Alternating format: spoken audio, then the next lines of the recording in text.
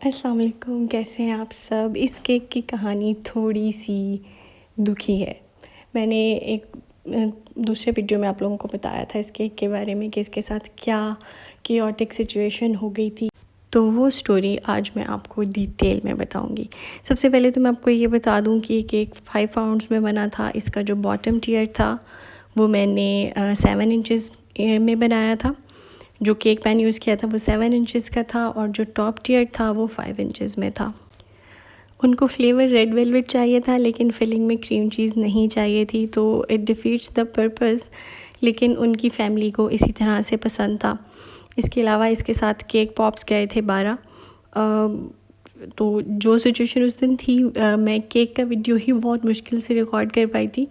Cake pops तो out of question थे। इसके ऊपर मैंने अमेरिकन बटर क्रीम यूज़ की है। उसकी रेसिपी ऑलरेडी शेयर्ड है चैनल पे। मैं उसका लिंक बायो में डिस्क्रिप्शन बॉक्स में डाल दूँगी और ऊपर आई बटन में भी डाल दूँगी। उसके अलावा सिंपल जो इसकी फिलिंग में क्रीम यूज़ हुई है विपिंग क्रीम है। विपी विप मैं यूज़ करती हूँ। उसको मैं किस तरह से विप करती हूँ उसका भी वीडियो ऑलरेडी चैनल पे अपलोडेड है। उसका भी लिंक मैं डाल दूँगी डिस्क्रिप्शन बॉक्स में और आई बटन में। इस केक पे पिंक और पर्पल कलर्स यूज़ हुए थे। पिंक के लिए मैंने विपग्योर का पिंक यूज़ किया था और पर्पल के लिए उसी पिंक के अंदर थोड़ा सा पर्पल कलर कोई सा भी आप यूज़ कर लें वो मैंने ऐड किया था। जो इसमें पर्पल यूज़ हुआ था अब पर्पल जो कलर है ना वो बनता है पिंक और ब्लू को मिक्स करके।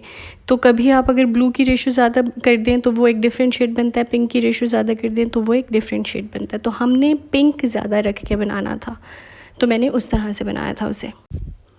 अच्छा जी, तो आते हैं केक की स्टोरी की तरफ। बहुत दिन से ऑलमोस्ट 1-1.5 हफ़्ते से मेरी बात चल रही थी इन कस्टमर से ही, और अपनी बेटी के पहले बर्थडे के लिए बनवाना था उन्होंने केक। बहुत ज़्यादा कॉन्शियस थी वो कि टेस्ट अच्छा हो। हालांकि वो मुझसे पहले बनवाती हैं और वो कह रही थी मैंने आपसे ही बनवाना है। थोड़ा सा वो बजट भी उनका लिमिटेड था। मैंने एक बार तो उन्हें कह दिया कि इस बजट में मेरे लिए पॉसिबल नहीं होगा, लेकिन उन्होंने कहा कि मैंने बनवाना भी आपसे ही है। खैर फिर थोड़ा सा बैक एंड फोर्थ के बाद हमने फ़ाइनल कर लिया कि ठीक है ये इसमें हम चेंजेस करेंगे ताकि ये उनके बजट में भी आ जाए और हमारे केक का लुक भी ख़राब ना हो। फाइनली जी वो दिन आ गया जिस दिन हमने केक बना के भेजना था। केक को बेक मैं पहले ही कर लेती हूँ, एक दिन पहले फिलिंग वगैरह हो चुकी थी, फ्रॉस्टिंग हो चुकी थी, फॉन्डेंट वर्क हो चुका था।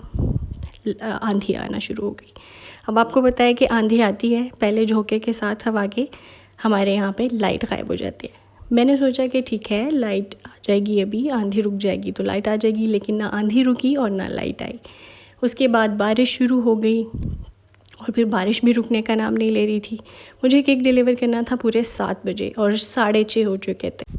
तो मैंने सोचा कि मैं इसे असेंबल करती हूँ, जैसे ही बारिश रुकेगी मैं राइडर को कहूँगी वो आके इसे पिक कर लेगा और डिलीवर कर देगा। बहुत ज़्यादा दूर नहीं जाना था, ये केक सिर्फ 10 से 15 मिनट का डिस्टेंस था। खैर मैंने लाइट ऑफ के दौरान ही इसको असेंबल करना शुरू किया। टॉर्च वगैरह चलाई 2 फ़ोन्स की और वीडियो भी रिकॉर्ड किया, लेकिन बारिश 8 बजे तक भी नहीं रुकी।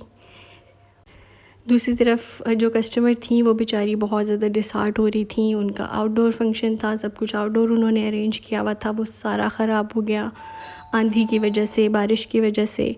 और वो बेचारी बहुत पहले मुझे डिसहार्ट होकर कह रही थी कि ये सब केक बिल्कुल परफेक्ट हो।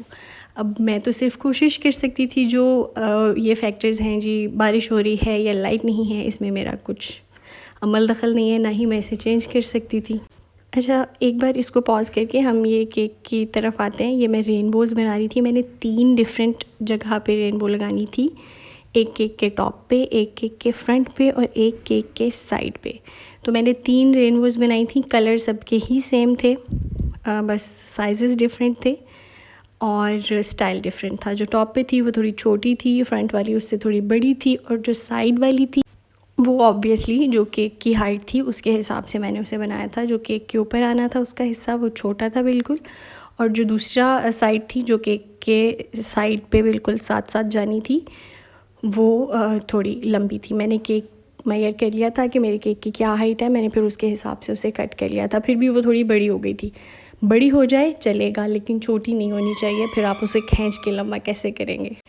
इस पॉइंट तक लाइट थी, सब कुछ अच्छा चल रहा था, बस एकदम से धूप गायब हो गई और आंधी आना शुरू हो गई।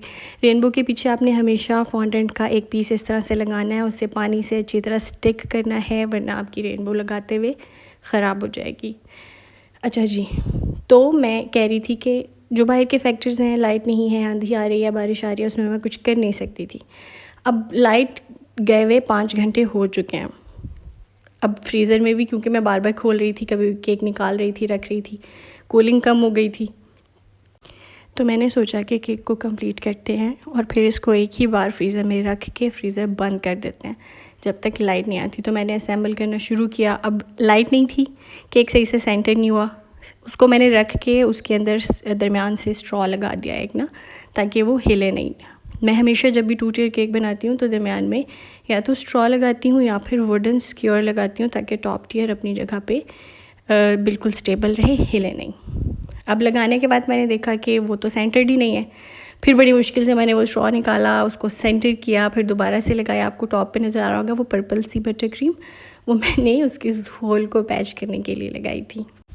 बेशक आंधी और बारिश थी, लेकिन हबस था बहुत ज़्यादा किचन में।